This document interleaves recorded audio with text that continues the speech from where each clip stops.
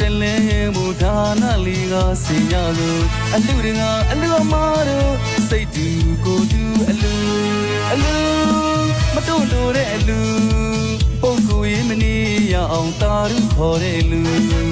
နေမင်းကိုတလဲမူဒါနာလီကစင်ရလို့အလူငါအလူအမားတို့စိတ်တူကိုတူအလူ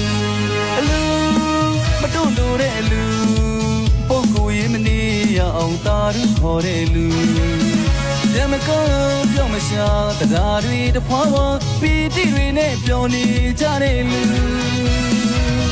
စက်သူရွာတိုင်းလေစေတနာတွေအများနဲ့အားခဲလို့ပြောနေကြတဲ့လူ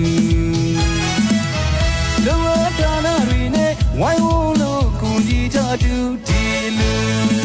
နေငယ်ကိုတူတယ်လဲမို့ဒါနာလေးကစင်ညာလို့တူတူ